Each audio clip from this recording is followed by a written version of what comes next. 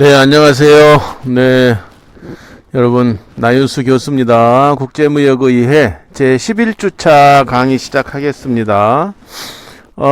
지난주부터는 무역 실무, 무역이 이행되는 그런 과정에 대해서 같이 공부를 하고 있는데요. 무역 실무 과정에 대해서는, 무역의 프로세스에 대해서는 아마 이번 주차까지 하면 강의가 다 끝날 것 같네요. 그리고 12주차부터는 이제 국제 경영 파트에 해당되는 그런 부분을 공부하게 되겠습니다. 네, 그래서 이제 무역 계약을 체결하고 나면 우리가 상품을, 수출품을 준비해서 바이어한테 보내야 하는 게 중요하잖아요. 보내는 거. 그래서 어떻게 이제 보내느냐. 또 보내고 나서 아무 문제가 없으면 좋죠. 이제 바이어가 해피하게 좋은 물건 잘 받았습니다. 아주 잘 팔았습니다. 다 완판했습니다. 라고 하면 문제가 없는데, 이제 물건을 보내는 과정에서 또 물건을 보내기 전에 또 만들어진 제품들이 좀 품질이 안 좋다든지 아니면 뭐 수량이 모자란다든지 뭐 이런 것들이 이제 발생하게 되면은 이제 어떤 계약 위반 내지는 분쟁이 발생하게 되죠. 그걸 이제 크레임이라고도 하고, 그걸 또 어떻게 해결하느냐는 것들을 이제 이번 주차에 공부를 하게 되겠습니다. 아무튼 이제 무역 계약을 체결하고 자기가 선적을 하면 거기서 이제 의무가 일단은 뭐 거의 종료가 되죠. 그리고 자기는 이제 은행에서 서류를 내고 이제 대금을 우리가 회수하면은 이제 되는데, 그걸로 끝나는 게 아니고 이제 수출자는 또 만약에 또 외상으로 이제 수출을 했다면은 수입상은 돈을 갚아야 되고, 그런 문제들이 남아 있죠. 네. 그래서 이번 시간에는 무역 운송과 무역 분쟁이라는 그런 제목으로 이번 주차에는 공부를 하겠습니다. 먼저 무역 운송, 트랜스포테이션에 대해서 공부를 좀 하죠. 여기 지금 화면에 지금 있는 거대한 이 배가 HMM이 이제 과거 현대상선이었죠. 근데 현대상선이 개정 상태가 안 좋아서 이제 정부 지분이, 정확히는 산업은행에 이제 지분이 들어가고 하면서 HMM이라는 이름으로 이제 바꿨죠. 그래서 이게 지금 이 배가 우리 정부의 해운 산업 육성을 위해서 지금 큰 배를 이제 건조하게 됐는데, 제1차로 건조한 배가 HMM의 알 해시라스호입니다. 이게 보시는 바와 같이. 근데 이 알 해시라스호가 2020년 4월 23일에 명명식을 했어요. 알 해시라스는. 그 명명식을 김정숙 여사가 지금 하고 있는 그 장면이 오른쪽에 그 사진입니다. 그런데 이 배가 이제 명명돼서 이제 출항을 했는데, 마침 이제 지난해 코로나로 인해서 사람들이 이제 소비 활동을 못 하고 있다가 이제 작년 중반부터 소비 활동이 크게 늘어나면서 이 큰 배, 무려 컨테이너 24,000 TU 컨테이너가 가득 차서 지금 유럽 항로를 지금 운항을 하고 있다는 소식을 여러분들도 아마 들었을지 모르겠네요. 그래서 HMM이 지금 사상 최대의 지금 영업이익을 기록하고 있는 그런 중이라고 합니다. 그래서 때마침 우리나라가 이렇게 선제적으로 초대형 배를 건조한 것이 정말 운이 좋았다, 아니면 제대로 계획을 세웠다라고 볼 수 있겠는데요. 오히려 최근에는 이 배가 없어서 우리 지금 미국이나 이런데 우리 수출품을 지금 보내지 못하고 중소기업들이 발을 동동거리고 있다는 그런 신문 보도까지 나오고 있어요. 그만큼 이 무역 운송은 무역을 이해하는 데 있어서 핵심적인 그런 이제 그 절차 아니겠습니까? 근데 이 지금 알 해시라스호가 무려 24,000 TU급이라고 그랬어요. 사상 최대, 세계 최대인데, 1TU가 뭐냐면은 컨테이너가, 여러분들 그 길에서 보면 작은 게 하나 있고 긴 게 있고 있을 거예요. 이게 두 가지가 있어요. 이게 20피트 컨테이너고 이게 두 개가 40피트, 더 긴 게 40피트 컨테이너. 컨테이너는 전 세계적으로 이 규격이 똑같아요. 그런데 이 TEU라는 것은 그 짧은 거 20피트 컨테이너를 얘기를 하는 것입니다. 지금 사진에 보기에는 지금 40피트짜리가 많이 실려 있죠. 그런데 보기에는 이렇게 긴 게 보이는데 그게 두 개로 나눠져 있는 경우도 많이 있어요. 그래서 이 24,000 TEU라는 것은 이 20피트 컨테이너를 24,000개를 적재할 수 있다라는 이제 이렇게 어마어마한 정말 크기의 배라고 하겠습니다. 자, 그래서 무역운송에 대해서 먼저 좀 기초적인 걸 알아보죠. 무역운송이란 게 뭐냐? 무역운송이란 무역결에 수반되는 국제운송이란 네, 국제적으로 나라 간에 어떤 그 물건을 실어 나르는 일이죠. 보다 많은 수량을, 그렇죠, 많이 안전하게 신속하게 저렴한 비용으로 운송해야 한다. 네, 이게 이제 어찌 보면 이 운송의 기본적인 어떤 그 원칙 내지는 슬로건 뭐 이렇게 볼 수도 있어요. 그렇죠. 왜냐하면 배 한 척이 한꺼번에 많이 싣고 가야 경제성이 있는 거 아니겠습니까? 그렇다고 해서 이거 흔들리면 안 되죠. 지난번에 그 스에즈 운하에 그 일본에서 만들어진 그 대만 선사의 배가 이게 좌초돼 가지고 며칠간 상당히 좀 막 유럽 항로가 상당히 힘들었던 그런 적이 있지 않습니까? 안전하게 가야죠. 또 신속하게 가야죠. 그렇죠? 왜냐하면 배가 최대한 빠른 기간 내에 가야 되잖아요. 상품이라는 것이 정해진 기간 내에 정확하게 거기에 도착해야만이 정해진 시간대로 그것이 착착 움직이게 되는 것인데, 배가 어떤 이유로 해서 정말 스웨즈 운하의 사고처럼 이렇게 일주일씩 이렇게 막혀버리면 어떻게 되겠어요? 정말 곤란한 거죠. 과거에는 사실 신속할 수도 없었죠. 안전하지도 않았고. 그런 이제 굉장히 위험도가 높았는데, 지금은 운송 수단이 워낙 대형화되고 워낙 또 항해 장비나 이런 것들이 고도화, 첨단화 되어 있기 때문에 지금은 뭐 그 안전하고 신속하지 않게 가는 배는 거의 없다. 오히려 그 배가 정말 거의 그런 얘기합니다. 교수가 전에 해운 선사에 근무하시는 분들하고 얘기해 보면 거의 정말 시계바늘이 가듯이 정확하게 가는 것이 배다. 뭐 그런 얘기도 하던데요. 어쨌든 안전하고 신속하게 많은 수량을 싣고 가야 되고, 그렇게 하면 어떻게 되겠어요? 가격은 저절로 저렴해지겠죠. 한꺼번에 24,000개의 컨테이너를 싣고 가면 얼마나 가격이 저렴하겠습니다. 근데 요즘 그 배가 없어서 그 해운 운임이 엄청나게 올랐다고 그러니까 참 그 우리나라 그 HM 같은 선사로서는 큰 행운이 아닐 수가 없습니다. 네. 그러는 이제 그 운송, 국제 운송이라는 것이 그런 거죠. 이렇게. 결국은 이제, 그 어떻게 서비스의 품질을 정말 최고도로 할 수 있느냐 하는 것이 무역 운송의 관건이라고 하겠습니다. 네.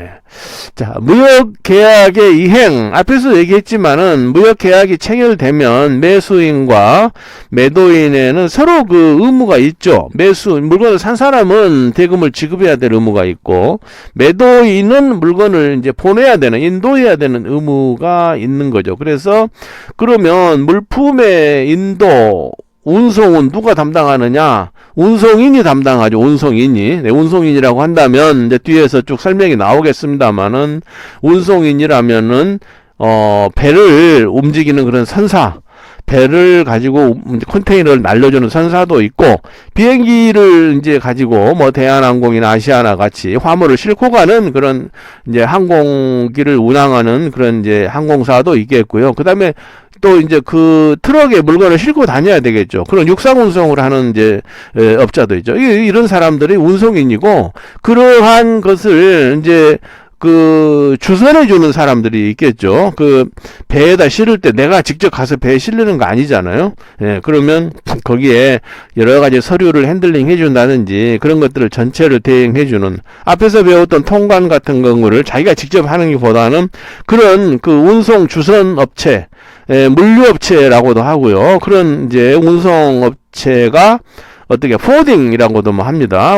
그 영어로요. 그런 회사들, 그런 이제 그 운송 주선 업체들도 운송인이라고, 운송인의 한 전체 범주에 들어가겠죠. 그런 사람들이 이제 운송을 담당하게 되죠. 네.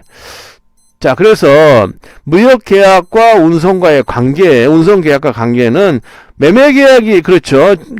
매매계약, 무역계약이 주계약이고, 이거 실현하기 위한 게 뭐죠? 종속계약이죠. 그게 종속계약으로서의 운송계약이다 이거죠. 그러니까 매매계약이 있기 때문에 뭐 운송계약이 이제 그 부수적으로 나온 것이다. 그렇게 이해해야 되고요.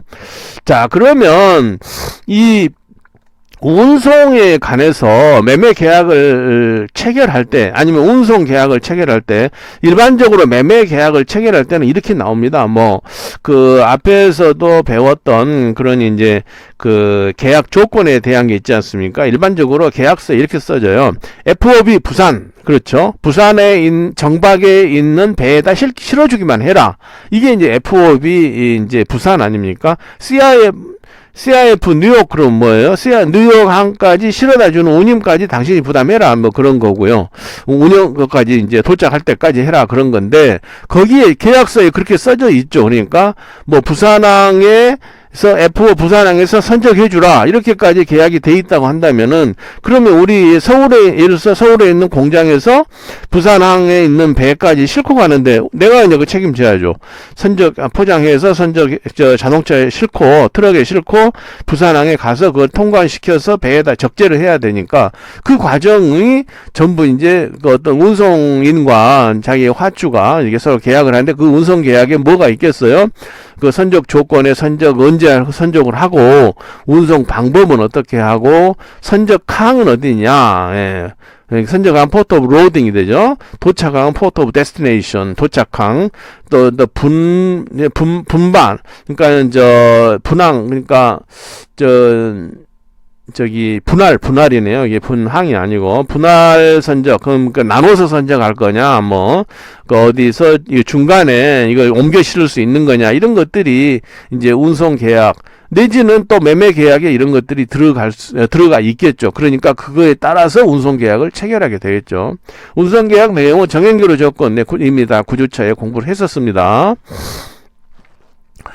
네, 이어서 이제 운송의 유형을 간략하게 여기 정리를 했습니다, 교수가.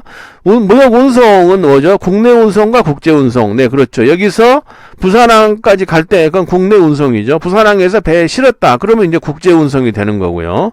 그 다음에 이제 해상 운송, 육성 운송, 육로 운송, 해상 항공, 육로 운송, 이렇게 세 가지 이제 나눠질 거고요. 그 다음에 해상 운송에서는, 왜냐면 해상 운송을 주로 이제 공부하는 건 앞에 서 배웠지만, 지금도 90% 이상이 모두 해상으로 운송이 되거든요. 그러니까 이 전 세계 그 무역 물동량의 거의 대부분은 다 해상으로 아직도 운송되고 있다. 그렇게 해도 틀린 말이 아니겠습니다. 그래서 해상 운송은 두 가지로 나눠져요. 정기선 운송과 부정기선 운송으로 나눠집니다. 부정기선 운송, 기자가 빠졌습니다. 근데 이제 정기선 운송이란 게 뭐냐면, 우리가 뭐 KTX 타고 부산 갈 때 시간이 딱 정해졌잖아요.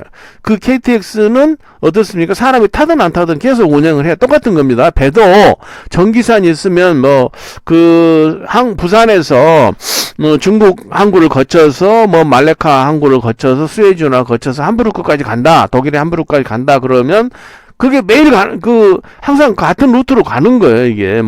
한 달에 한 번 가든지, 한 달에 두 번 가든지 이렇게 가는 거거든요. 그러면 그게 정해진 배에다가 여러 사람들이 거기다가 하나씩 물건을 싣겠죠. 네.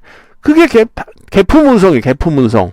그런데 여기서 이제 개품 운송인 경우에도 단일 운송이냐 복합 운송이냐 이런 게 있잖아요. 근데 부산에서 함부르크까지 간다. 그러면 단일 운송이 되겠죠. 그런데 일반적으로는 그렇게 안 되죠. 서울에서 함부르크까지 가가지고, 부산까지 가서, 부산에서 독일의 함부르크 가고, 함부르크에서 다시 어느 도시로 또 가겠죠. 그러니까 이게 전체를 육상에서, 해상에서, 다시 육상으로 가잖아요. 이게 이제 복합 운송입니다. 그런데 복합 운송은 어때요? 그 운송 주선업자가 여기서 계약을 내가 하면은, 이 사람이 다 알아요. 어디 갑니다. 다 알아. 뭐 예를 들어 우리가 부산까지 가는 거 하나 계약하고 뭐 또 부산에서 함부르크 가는 거 함부르크에서 또 어디 가 얼마나 복잡해요. 그러니까 그렇게 할 필요 없이 운송 물류업자들은 하나의 계약서를 가지고 모든 여기서 시작해서 끝까지 갈 때까지 도착할 때까지 그걸 다 책임지고 운송을 해주는 거예요. 그걸 복합 운송이라고 하죠. 네. 두 번째 용선계약 운송. 그러니까 부정기선으로 정기선이라는 것은 배가 배에 그 짐이 실리나 안 실리나 항상 이게 다니는 것이 정기선이고, 부정기선은 뭐예요? 배가 있긴 있는데 이 배가 항상 다니지 않아요. 누가 주문을 해야 여기서 부산에서 뭐 함부르크까지 갑시다 이렇게 해야 그때 움직인다. 그게 부정기선이죠. 항상 가는 게 아니에요. 그러면 부정기선이란 건 언제 뭐 할 때 쓰느냐? 예를 들어서 그 울산에 있는 우리 정유공장에서 어디 러시아로 그 휘발유를 수출한다라고 한번 해보죠. 그러면 이게 정유가 언제 돼서 언제 뭐 항상 매일 나오는 게 아니잖아요. 그러면 어느 때 언제 이 배를 우리가 이제 선적할 준비가 됐으니 배를 여기다가 정박하세요. 울산항에다 배를 정박하겠죠. 그러면 그 배에다가 휘발유를 싣고 러시아로 이렇게 떠나게 되는 거예요. 그래서 이것이 용선계약 운송이라고 하는 게 바로 배를 빌리는 거예요. 배를 빌려. 배가 항상 다니는 게 아니고 필요할 때만 빌리는 거죠. 그런데 그 용선 계약에는 전부 용선과 일부 용선. 이게 배를 통째로 빌리는 게 있고, 어느 한 부분만 나는 여기 절반만 쓸래요. 뭐 3분의 1만 쓸래요. 이렇게 해서 쓰는 게 일부 용선이 되겠죠. 이 부분에 대해서, 이런 유형에 대해서 나중에 좀 뒤에서 자세히 설명을 하게 될 겁니다. 개품 운송 한번 보죠. 개품은 정기선이라고 그랬죠. 정기적으로 배가 다닌다 이거죠. 예, 정기적으로 배가 다니는데, 한번 보겠습니다. 이게 배가 다니면은 어때요? 해상 운송으로 해서 선박으로 해가지고 항만이 필요하죠. 그러니까 해상 단일 운송이라고 했을 때 해상 운송만 하는 경우에 어떻습니까? 배가 있어야 되죠. 그리고 그걸 정박하고 하여갈 수 있는 항만이 있어야 될 거 아니에요. 네. 그래서 그걸 노드라고 모드, 링크 이렇게 얘기를 하죠. 육상운송이 어떻습니까? 육상운송은 철도나 도로가 있죠. 그러려면 뭐 철도나 도로가 수단이 되고, 그 어떤 장소, 운송 연결처면 철도 화물터미널, 우리 지금 그 화물터미널들 있잖아요. 철도에 도로 화물터미널도 있고, 그러니까는 도로 집중해서 어디까지 가는, 누가 이제 화물을 거의 가져오면 가져간다. 우리가 뭐 강남 터미널에서 이제 그 탈 때 터미널이라고 그러잖아요. 이게 사람만 타는 게 아니고 그 화물도 실려는 그 터미널에 있습니다. 항공운송이란 건 그 수단이 뭐죠? 항공기죠. 항공기일 때는 뭐가 있어? 공항이 있어요. 비행기가 오르고 내리고 있은. 예, 이런 이제 그 단일 운송 하나만 가는 그런 경우에 이제 그 단일 운송의 경로와 운송 수단과 연결점을 우리가 살펴보고 있습니다. 그 다음에는 복합운송, 네, 여러 군데를 거친다고 그랬죠. sea, air, 그러니까 바다와 항공, 그러니까 해상운송과 항공운송이 겹쳐 있는 거, 아니면 랜드브리지, 이게 뭐 육상까지 막 겹쳐 있는 거, 이런 것들이 이제 복합운송이라고 하겠습니다. 네. 유라시아 해상 및 육상운송로, 여러분들 이거 하나 알아둬야 돼요. 우리나라가 유럽하고 그 교역을 하려면은 어떤 해상 육상 운송로를 거치느냐 하는 걸 여기 이 표에서 보여주고 있는 것이죠.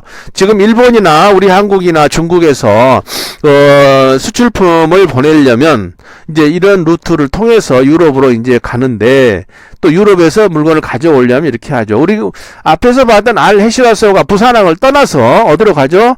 예, 중국에 있는 여러 항구를 거치겠죠. 거기서 물건을 싣고 이 말레카 해협을 지나서 이제 수에즈 운하를 지나가지고 지중해를 지나서 이렇게 네덜란드의 로테르담이나 함부르크까지 가는 게 이제 일반적인 우리나라 대형 선사의 그런 루트라고 하겠습니다. 대양선 원양선 이제 그 화물선이 다니는 그런 길이라고 하겠는데요. 네.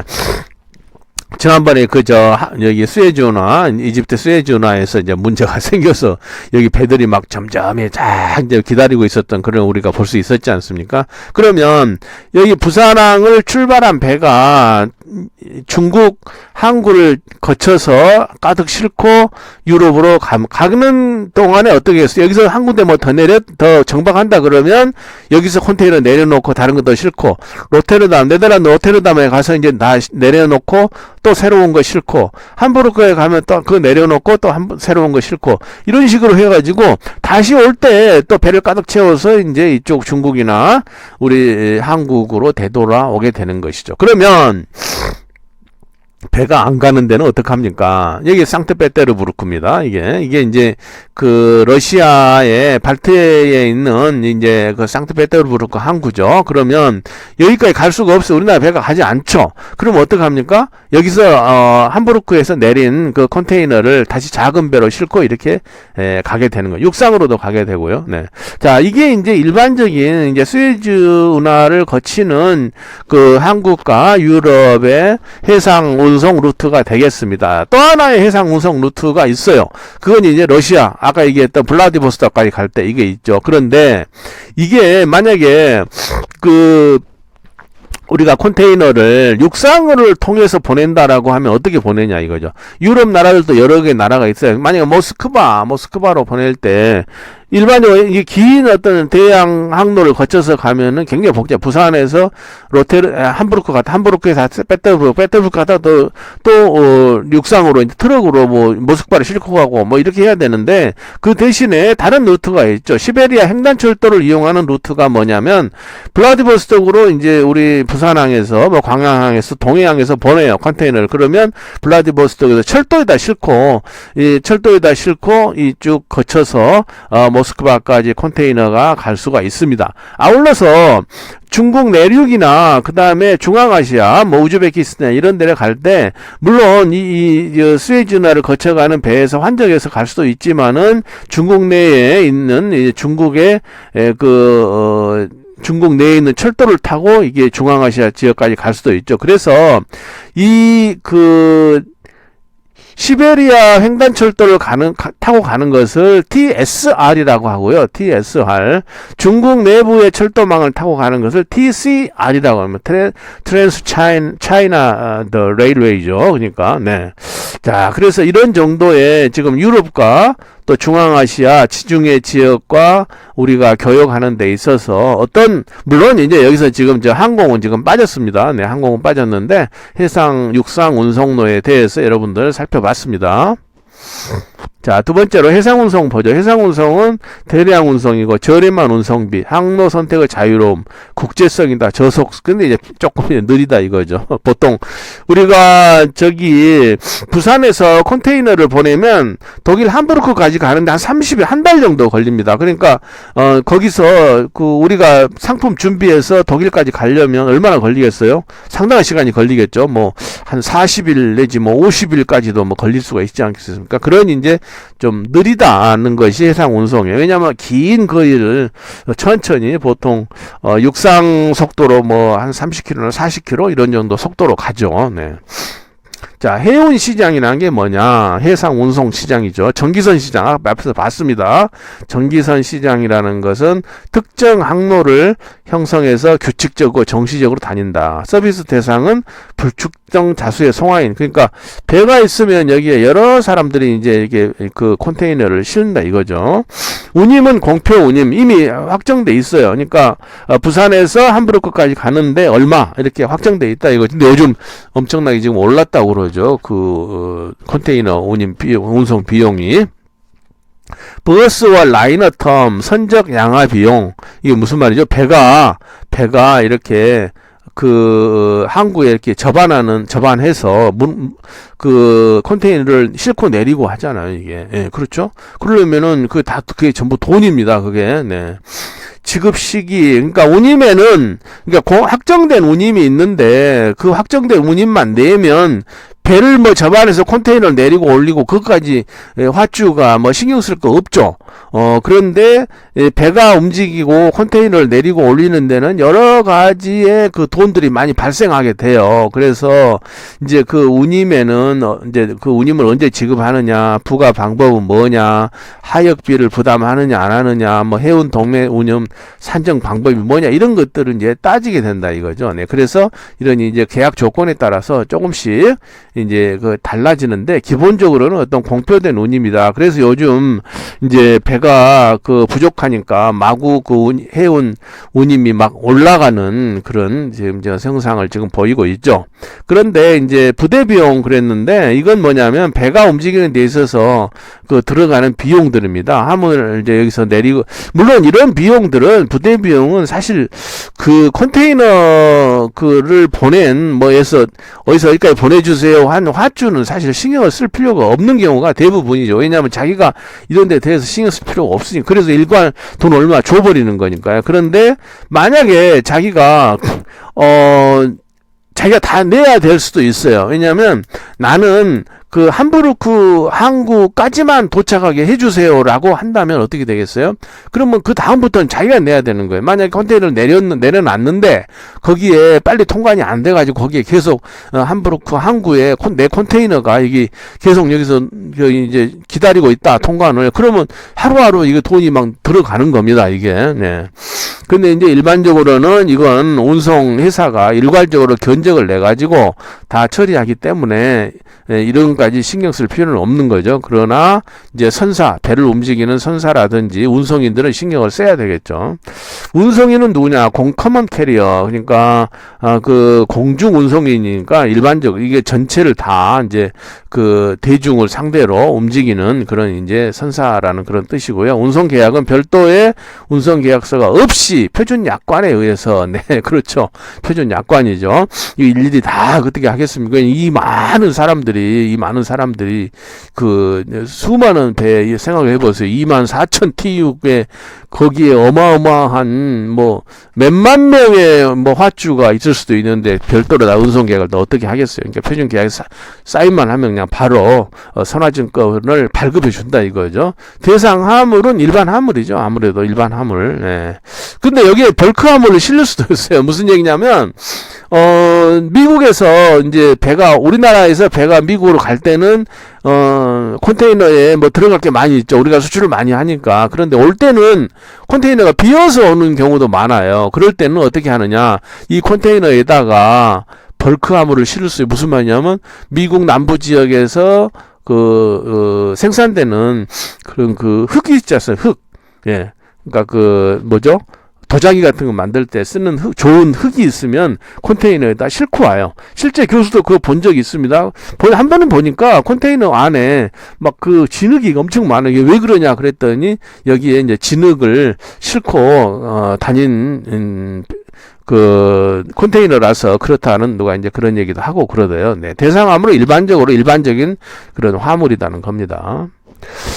해상운송 부정기선 시장, 아까 얘기했었죠. 부정기선 시장은 이런 LNG라든지 원유라든지 이런 걸 싣고 다니는 게, 아니면 철광석이라든지 이런 걸 싣고 다니는 배가 바로 부정기선 시장이 되겠습니다. 그래서 혼자 이걸 이제 직접 이걸 전체를 용선하거나 아니면 뭐 그 특정 화주가 그런 이제 운송을 하거나 그렇게 되는 거죠. 그리고 항상 물론 뭐 원유 수송선 같은 경우는 정기적으로 다닐 수는 있겠지만 원칙적으로 이 부정기선, 이런 원유, 철광석, 석탄, 시멘트 이런 산화물 벌크 화물은 이런 이제 부정기선으로 가는 것이 그건 이제 일반적이다 이렇게 보면 되겠습니다. 그리고 용선 계약을 체결을 해야 돼요. 계약을 체결해서 배를 빌려서 이제 움직이게 되는 거죠. LNG 같은 경우 앞에서 좀 나왔었죠. LNG 같은 경우는 수출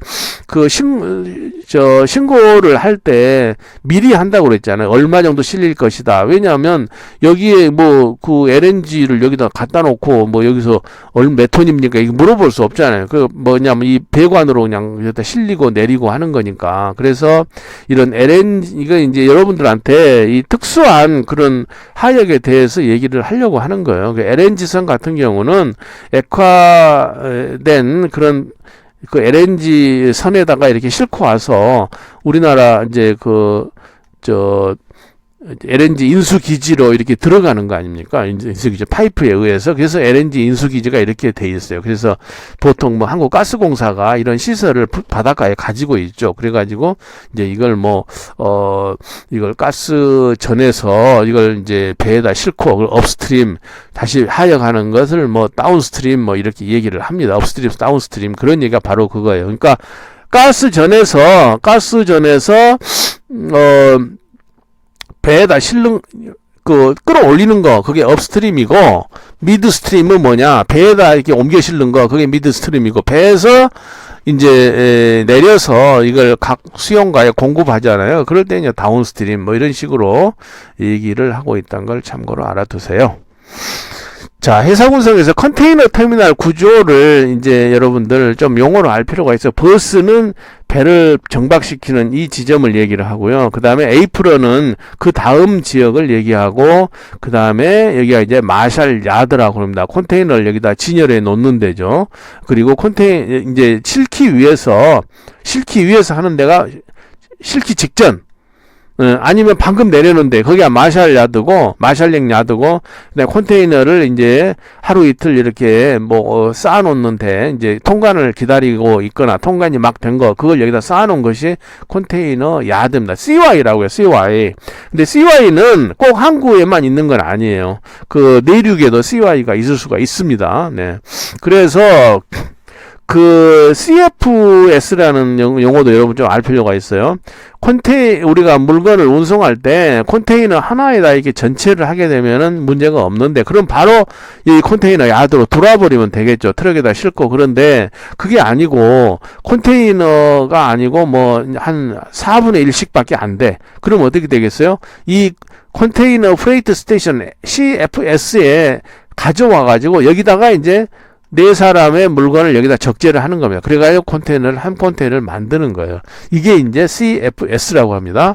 자, 그러면 이 C와 이 부둣가에 이렇게 가면 배가 이렇게 정박해 있을 거 아닙니까? 그럼 처음에는 여기 컨테이너 야드에 이렇게 쌓아놓고 있겠죠. 그러다가 통관이 되면은 드디어 선적을 기다리고 여기 선적할 수 있게 이쪽에다 갖다 놓을 거 아닙니까? 그러면은 이 겐트리 크레인이 찝어가지고 배에다 하나씩 실르는 그런 형태로 되는 거죠. 거꾸로 배가 수입품을 내릴 때는 어떻게 합니까? 수입품을 내릴 때는 배에 실려 있는 것을 컨트리 크레인으로 내려가지고 여기다 갖다 놓고, 그 다음에 좀 정리해라. 그러면 이제 정리를 이쪽에다 하게 되는 거죠. 그래서 통관이 되면 이걸 가지고 밖으로 나가는 것이죠. 네. 컨테이너 하역 적재 방식, 이거 참고로 좀 알아놓으세요. 이제 광양항이나 부산항이나 이런 데 가면 이런 겐트리 크레인이 엄청나게 많이 있죠. 부산항에 가면 막 수십 개가 있어요, 이게. 근데 이걸 겐트리 크레인이라고 그럽니다. 이 컨테이너를 이렇게 들어 올려서 이렇게 배에다 이렇게 내리잖아요. 그러니까는 리프트 업, 들어 올려서 리프트 오프 이렇게 한다 해서 로로 방식이라고 그래 이걸. 예, 그래서 이러한 겐트리 크레인을 컨테이너 크레인이라고도 합니다. 컨테이너 크레인. 그리고 요 안에 또 정리하는 거 있잖아요. 이 컨테이너들을 정리해 주는 게, 이게 왔다 갔다 하면서 정리하는데 그걸 트랜스퍼 크레인이라고 그렇게 얘기를 합니다. 자, 해상운송 조금 더 보죠. 해상운송 선적 절차 어떻게 하냐. 제외선과 컨테이너선을 이렇게 구분해 놨죠. 근데 제외선은 운송 계약 체결하고 선적 지시, shipping order, 이거 여러분 이거 용어 알아야 됩니다. shipping request가 있고 shipping order, 북노트 이런 거 다 그 해상 운송에서 쓰이는 용어. SR 그러면 선적해라, 그러면 선적해라는 것이 SR이 이제 선적 요청 그런 거고요.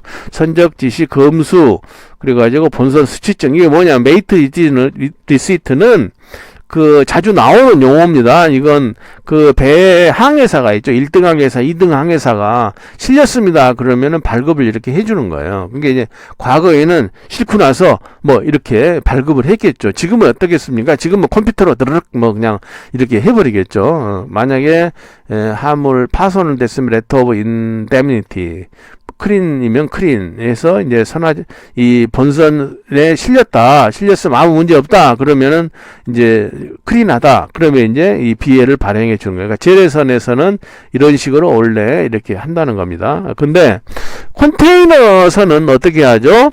컨테이너선은 이게 이제 컨테이너가 이제 그 전체 풀 컨테이너냐, 일부 레스 컨테이너 로드냐 이렇게 해서 이렇게 LCL, CL, FCL 이렇게 되는데, 어쨌든 컨테이너를 이제 컨테이너가 차면 앞에서 얘기했지만은 전체 컨테이너로 들어오면 바로 이 CY로 들어오고요.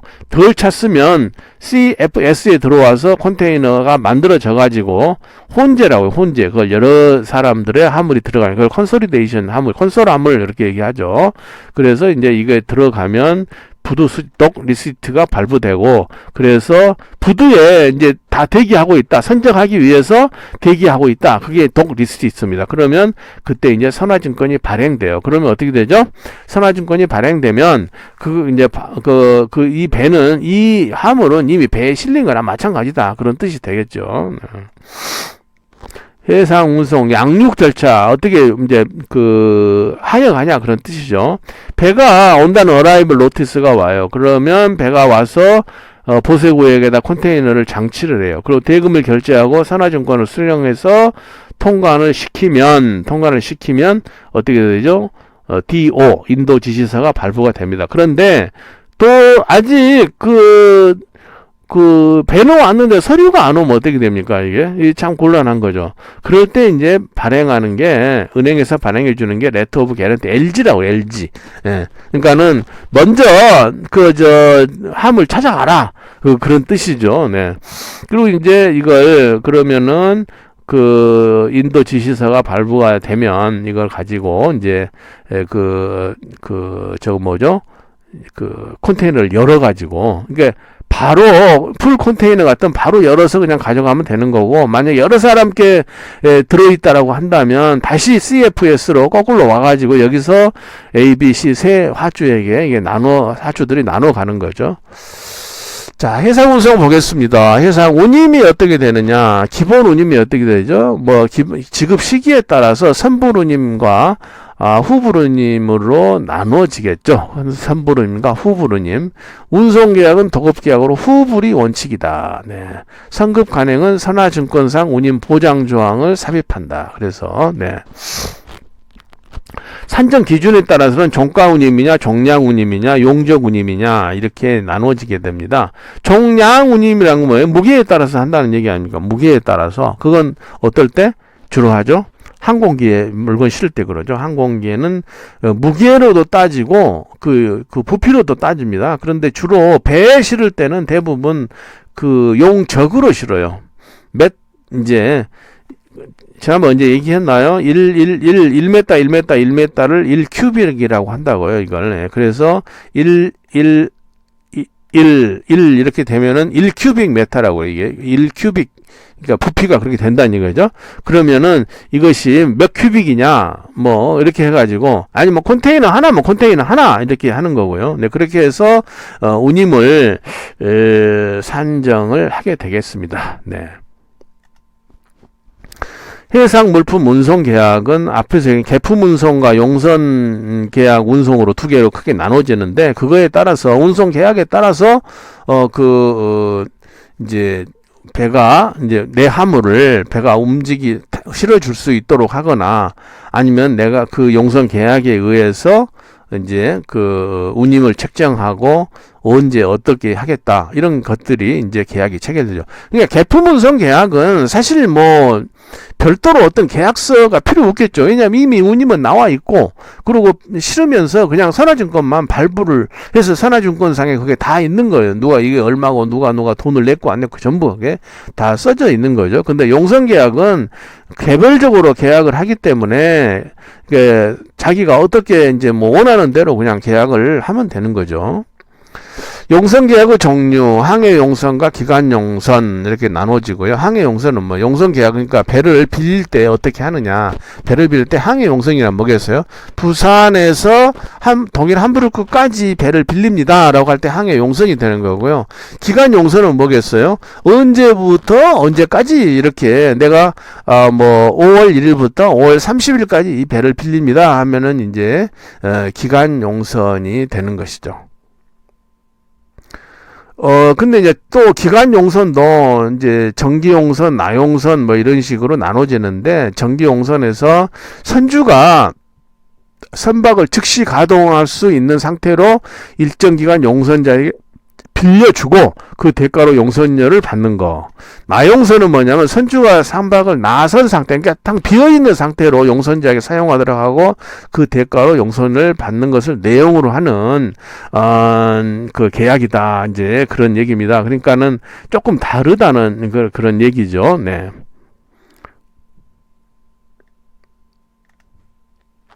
자, 해상운송에서 이제 컨테이너 운송 한번 보죠. 컨테이너가 생긴 것이 1960년대 초라고 그럽니다. 그 전까지는 컨테이너라는 게 없었죠. 일반적으로 여러분들 그 배 보면은 막 뭐 박스에다가 막 담아가지고 이렇게 전부 가지고 다녔던 시절이 50년대까지 그렇게 다녔어요. 그런데 60년대가 되면서 컨테이너에다가 담아서 딱 국제적으로 정확하게 뭐 40피트, 뭐 20피트 이런 컨테이너가 딱 그 정확하게 그 규격화되면서 굉장히 운송이 획기적으로 이제 발전하게 된 걸 여러분들 아실 겁니다. 네. 그래서 컨테이너선은 경제적이고 안정성 있고 신속성을 달성하게 됐다. 비용도 절감되게 됐고 분실이나 파손의 우려가 적다. 왜냐하면 컨테이너를 여기다 해서 여기에 이제 여기 문 닫고 봉인해 버리면 이거 컨테이너 열 수가 없죠. 열 수가 없으니까 이걸 물건을 도둑 맞을 가능성이 별로 없는 거죠. 물건이 또 부셔질 염려도 없고요. 신속하다 안에 바로바로 크레인으로 떠서 그냥 옮겨 버리니까 도어투도어 운송이 왜 가능하겠어요? 우리 공장에서 컨테이너를 막 다 실어서 컨테이너를 이게 봉인을 해버리고 이걸 가져가서 우리 바이어 공장에 이걸 가져가서 거기다가 그걸 이제 바이어가 봉인을 확인하고 이걸 열 수 있게 돼 있죠. 그러니까는 정확하죠. 물건이 뭐 중간에 어떻게 파손되거나 분실될 가능성도 없고 굉장히 정확하게 갈 수가 있다. 하물 컨테이너 운송 체계, 이건 아까 얘기했었죠. FCL과 LCL로 크게 나눠. FCL은 풀 컨테이너 로디드. 이건 이제 바로 컨테이너가 꽉 채워 한 사람의 그 화주가 송화인이 거기다 물건을 가득 채워서 그냥 자기가 한 컨테이너 쓴다 했을 때는 FCL이라고 하고, 거기에 여러 사람의 한주들이 한꺼번에 그걸 여러 사람들이 집어넣어서 거기다 가는 것을 혼재 화물이라고 하는데, 혼재 콘솔이라고 그래요. 그래서 이런 경우에는 부산항에 있는 광양항에 있는 CFSS가 전부 화물을 가져가서 그 안에서 컨테이너에다가 여러 사람의 화주들이 여기다 실어요. 그래야 하나를 만들어. 그걸 LCL 화물이라고 그래요. 레스 컨테이너, 레스 댄 컨테이너 로디드라고 합니다. 네. 해상 운송 서류, 네, 해상 선화증권이 제일 중요하죠. 왜냐하면 해상에 물건을 싣고 나면 앞에서 얘기했잖아요. 이제 과거에는 재래선일 때는 항해사가 물건을 싣고 나서 이걸 발행을 해주는데, 요즘은 어떻게 한다고요? 그 부두에 통관을 시켜서 통관된 화물 컨테이너가 그 선적되기 직전까지 상태가 됐을 때, 그때 선사에서 선화증권을 발행하는 거예요. 이걸 BL을. 그래서 선화증권이란 게 뭐죠? 운송 계약의 증빙 서류죠. 내가 이 화물을 받아서 안전하게 어디까지 갖다 드리겠습니다라고 하는 증빙 서류단 말이에요. 그런데 이 선화증권은 유가증권에 해당됩니다. 무슨 말, 왜 그러냐면, 선화증권이라는 것은 그 선화증권을 가진 사람에게 이 화물의 주인입니다라는 것이, 주인이다라는 것이에요. 그러니까 우리가 돈을 한번 생각해봐요. 돈을 가지고 있으면, 가지고 있는 사람이 주인이잖아요. 마찬가지입니다. 어떤 화물에 컨테이너 화물이 지금 배에 떠서 부산에서 함부르크까지 가고 있어요. 그때 먼저 서류가 가겠죠. 누구한테 가죠. 그러면 우리가 배가 가고 있는 동안에 우리가 먼저 이제 어떤 A라는 우리 바이어한테 보냈어요. 그러면 이 사람은 뭐 물론 이제 돈을 내고 뭐 이제 서류를 찾든가 아니면 돈을 선불했으면 그냥 바로 그 선화증권을 받겠죠. 그런데 A가 그 선화증권을 가지고 있다는 얘기는 무슨 말이죠? 컨테이너가 도착하면 바로 자기는 찾을 수 있다. 자기가 통관시켜서 찾을 수 있다. 그런 말인데 A가 어떤 사정으로 이거 나 안 되겠어. 나 이거 좀 더 비싸게 돈을 붙여서 B한테 팔아야지 할 수 있잖아요. 그냥 팔아버리는 거예요. 줘버리는 거예요. 돈을 받고. 그러면 이게 넘어가는 겁니다. 그러면 A라는 사람은 화물을 찾을 수 있는 권리가 없어지고 B가 찾을 수 있는 거예요. B가. 그래서 우리가 돈을 갖고 있는 것처럼 유가증권이다. 이런 얘기를 하는 거죠. 그 유가증권을 가지고 있으면 이걸 이제 물건을 찾을 수도 있고 아니면 그 자체가 앞에 돈 받고 넘겼잖아요. 그러니까는 이 BL 자체가 그 자체가 돈이다 이거죠. 재산이다. 그렇게 이해하면 되겠습니다. 그래서 선화증권은 권리증권이다. 그리고 운송계약이 체결된 운송계약 자체는 아니지만 운송계약을 증명하는 이제 서류가 된다. 그리고 화물을 수령할 수 있는 그런 이제 증빙 서류다. 이렇게 얘기할 수 있겠습니다.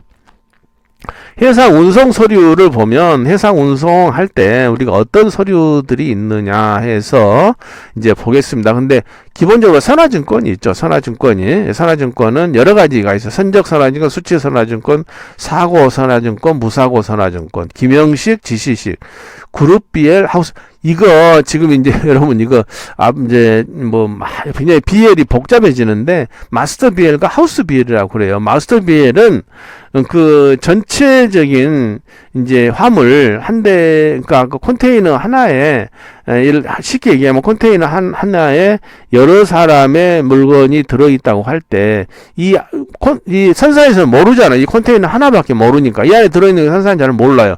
이거를 선사가 마스터 BL을 발행해주면 운송업자가 운송 물류회사에서 다시 이 마스터 BL에 의해서 BL을 또 발행을 해요. 이게 하우스 BL입니다. 네. 통선화증권, 약식선화증권, 권리포기선 이거 하나만 알아줘. 서렌더 BL은 뭐냐면 이게 이제 그 BL이거든요. 이게 비일 오브 레이딩 아닙니까? 근데 서렌더드 이게 도장이 빵 찍혀 있으면 무슨 말이죠? 이게 그것은 유통하지 않겠다 그런 뜻이에요. 그냥 권리를 포기하고. 그러니까 요거 가진 사람이 더 이상 유통을 안 시키고 그냥 물건 찾겠다 그런 뜻. 그러면 이럴 때는 이것은 유가증권으로서 기능보다는 화물 수치 기능밖에 없어져 버리는 그런 이제 특성이 있겠습니다. 제3자 선화증권, 용선 선화증권. 해상 운송 서류에는 이제 선화증권이 있고 화물 운송장도 있어요. 무슨 말이냐면 여러분들 그 EMS 보낼 때 그 에어웨이 빌이라고 이렇게 우리가 뭘 적잖아요. 이게 우체국에 가서 이거 적습니다. 이것은 뭐냐면 이 자체가 그 BL처럼 이 자체가 그 재산적인 가치가 있는 게 아닙니다. 그냥 이것은 이 화물이 누구한테 간다는 것만 표시를 하는 거예요. 그게 이제 화물 운송장이거든요. 그러니까 항공에서는 이 화물 운송장밖에 발행이 안 돼요. 그런데 이 해상 화물에서도 그렇게 할 수가 있습니다. 왜냐하면 여기서 우리가 컨테이너를 부산에서 일본 오사카항까지 간다 그러면 어떻게 되겠어요? 금방 가버리죠. 하루도 안 돼서 가버리죠. 근데 언제 그걸 그걸 유통시키고 할 시간도 없잖아요. 그래서 이게 선박의 대형화, 고속화, 하역자, 기계화 등 운송기간이 단축됐기 때문에 화물 운송에 있어서도 마치 항공, 그러니까 해상 운송에 있어서도 항공 운송처럼 이렇게 운송장 기능만 하는 그런 것도 발행할 수가 있다 이거죠. 그래서 화물 운송장은 수취증이다. 네. 권리증권은 아니다. 이게 중요한 권리증권은 아니다. 왜냐하면 이 유통시킬 시간적인 여유가 지금 없는 거예요. 그래서 운송인으로부터 화물 인도 청구 시 제출할 필요가 없는 서류다. 화물 인도 지연을 해소하기 위한 것이다. 본인이 소환인임을 증명할 수 있는 서류를 제시하고 화물을 인도받게 된다. 담보로서의 가치가 없다. 이거죠. 은행의 지위가 불안정해진다. 이사 화물의 이제 운송장 이런 게 이제 많이 뒤에서 이사 화물에서 좀 설명을 여러분들 하겠습니다. 이런 경우에 자기가 자기 물건을 자기가 어디로 보낸다 했을 때는 이제 이런 운송장만 있어도 아무 상관없는 거 아닙니까? 네. 여기까지 하고요. 항공운송에 대해서는 다음 시간에 좀 잘 나눠서 강의를 하도록 하겠습니다.